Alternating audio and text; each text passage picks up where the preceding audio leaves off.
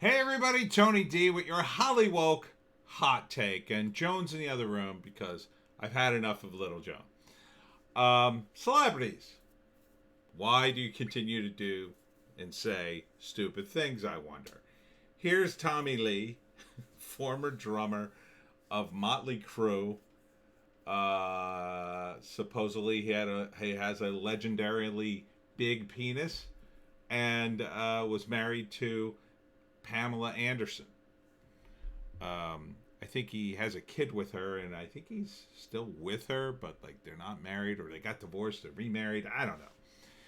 But he says, if Trump wins, I'm out of here. I swear to God. Who cares? Who cares? You're a millionaire. You could live anywhere in the world you want.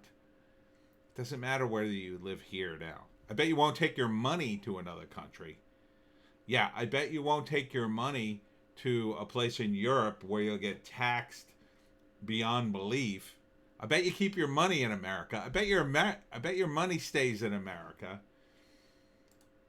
Bruce Springsteen, the boss, says he'll be on the next plane to Australia if Trump wins election. Why? Why? That would be totally bad for your image, Bruce. You're a New Jersey guy. You're a New Jersey guy.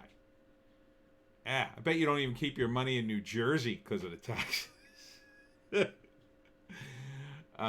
Again, you're another rich guy, Bruce. You could live wherever you want. You could live in Australia if you want. Move to Victoria. I hear that's a little bit harsher than a live action version of 1984. Why? Why do you even open your mouth? I mean, this is the kind of thing. I had a friend during the Bush administration said to me, I'm moving to Canada. Yeah, I'm looking into it. He didn't move to Canada. Didn't move to Canada. And then I asked him about it years later, and he was like, I never said that. Demi Lovato. I don't even know who this is. This is when you know you're old. You know you're old when they say, here's a celebrity, and you go, who the hell is this? I have no idea who this woman is. I guess she's a singer. I literally don't care if this ruins my career. I'm going to criticize Trump. What planet do you live on? Every entertainer has been criticizing Trump. It's the opposite. If you don't criticize Trump, you get blasted on Twitter. So you're making a stand that no one cares about. It's not stunning and brave at all. It's the least brave thing you could do in this political climate as someone in show business. So I don't even know why this is an article, The Hill. Why would you even print this? Of course, Joy Behar calls for it's the end of democracy if Trump is reelected. It doesn't even make any sense in the headline. If Trump is reelected, he won the election. If Trump takes over, then it's the end of democracy. If Trump stages a political and military coup, then it could be the end of democracy. He's been in for 4 years, just about. What exactly has he done to, quote, end democracy? He's done nothing in that realm. He's not changed the rules. It's the Democrats who want to change the rules. They want to get rid of the Electoral College so they can win. It's the Democrats who push to mail-in voting, which has lots of problems. I know you don't think that. Someone in my family is convinced, oh, there's not going to be problems with mail-in voting at all. At all. But there will be. And we'll be finding votes, in 2022, they'll be finding, oh, it's another truckload of Biden votes. He would have won. I, in some ways, I don't know if I could take another 4 years of this, but quite frankly, I'm determined to. I'm determined because I want to see the comeuppance of all these media figures and all these entertainment figures and all these smug, famous, rich a-holes who keep telling us how to vote. Where do you get off at this point? Seriously. With all the obvious things going on with the Biden campaign, where do you get off telling us anything? More Biden stuff. More Hunter Biden. This is from Breitbart. Exclusive. This is China Inc. Emails reveal Hunter Biden's associates helped communist-aligned Chinese elites secure White House meetings.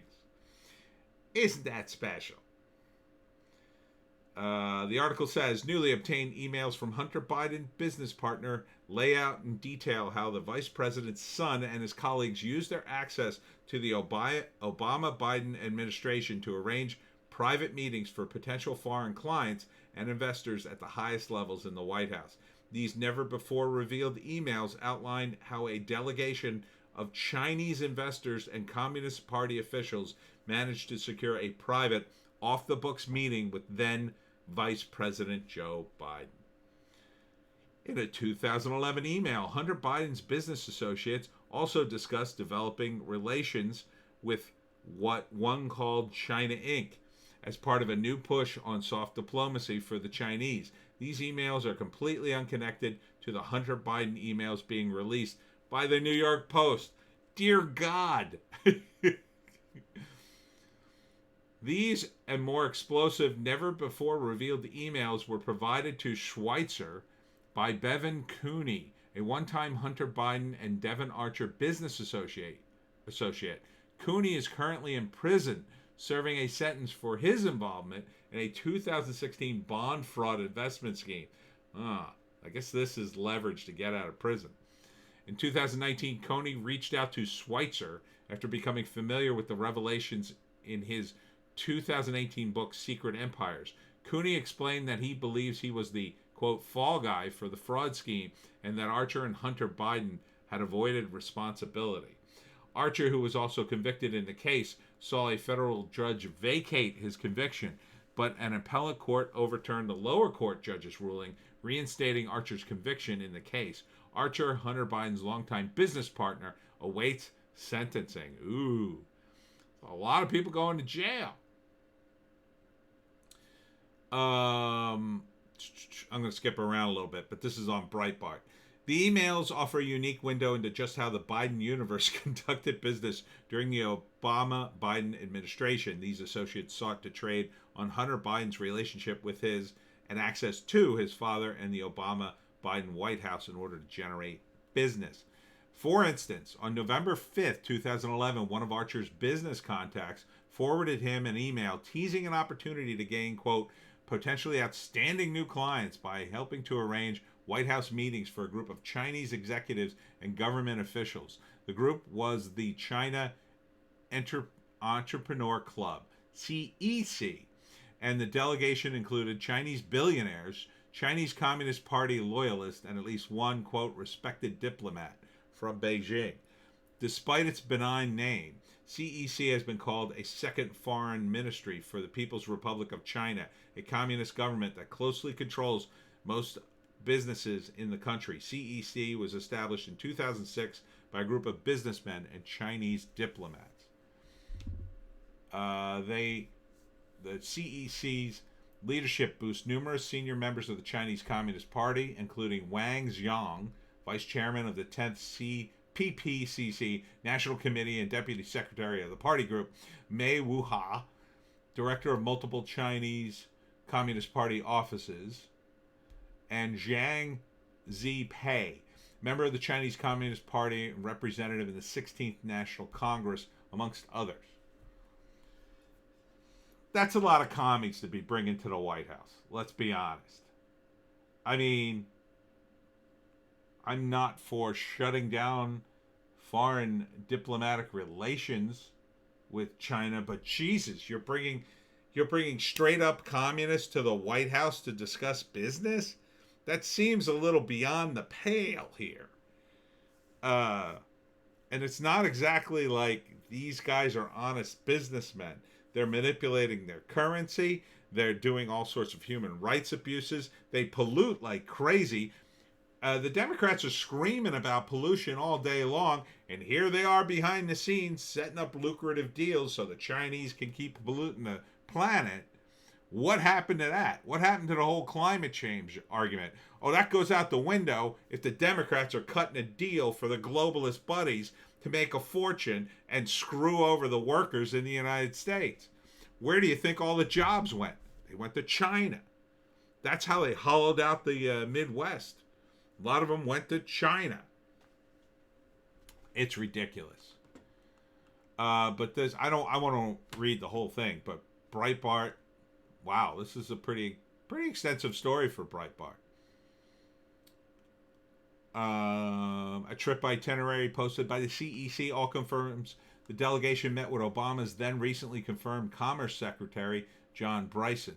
Curiously, the Obama-Biden visitor logs do not mention any meeting with the Vice President Joe Biden, but the Vice President's off-the-books meeting was revealed by one of the core founders of the CEC. In an obscure document listing the CEC members' biographies, CEC Secretary General Maggie Cheng alleges that she facilitated the CEC delegation meetings in Washington in 2011 and boasts of the Washington establishment figures that CEC met with. The first name she dropped was that of Vice President Joe Biden. Jesus, Joe. I mean, this is unbelievable. How much more of this stuff is going to come out? The Biden campaign has not responded to a request for comment on this story. This is a developing story. Holy crap. And this is totally separate from the stuff that the New York Post is. I thought this was going to be some of the New York Post stuff. Man. Oh, it's just too much. If you vote for Biden, after reading some of this, you really ought to have your head examined, in my view. I mean, Jesus. You know, they scream and cry that Trump is so corrupt and we're going to lose our democracy and I'm going to move and whatever. When will any of the celebrities read this about Biden? And Biden already has a terrible reputation for being a liar, for plagiarizing his speeches. On top of the fact that he was accused and almost Me Too'd. I don't know how real that was now. It kind of just fizzled out, but, but the Ukraine stuff is big, and there's so much evidence. And now this in China, too much. Too much. Do not vote for Biden, please, I would say. Vote for anybody else. I mean, Joe... One of my commenters said, "Oh, what about Jo Jorgensen or Joe Jorgensen? Jorgensen. She's the Libertarian candidate. Yeah, I can mention her. I have a lot of problems with her support. She seems to support BLM, and that maybe she's behind a curve on that. I don't know. You know, the Libertarian Party has always got a lot of dissenters." We're a party of dissenters, so it's only natural. But Joe would be a huge step up in terms of voting from Biden. Really, anybody would. Even a total unknown from the Constitutionalist Party or, the Green Party. Jill Stein would be, at least she's got some principles. My God, you're bringing big name communists to the White House to cut deals off the books. You're not even writing down. You know it's wrong. You know it's wrong when you're doing that. When you're holding these meetings and keeping them off the books, you know it's wrong. There was absolutely no reason in 2011 you couldn't say, well, we're meeting with some Chinese diplomats and we're meeting from representatives from China or whatever. They're all in the government anyway. They're all communist. You could have said that. You could have been open about it. I don't think anybody would have batted an eye in 2011. They would have been like, well, I guess they're meeting with the Chinese. But, Jesus. Joe, you just shouldn't have run. I mean, with this many skeletons in the closet,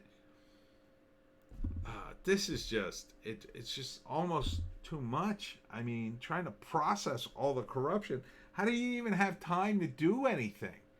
You're so busy being corrupt. How do you have time to do anything else? The Bidens. Yeah, but the celebrities don't complain about that. Nope. Perfectly fine with it. Oh, this is all fake news, I suppose. Now it's fake news. Oh, celebrities.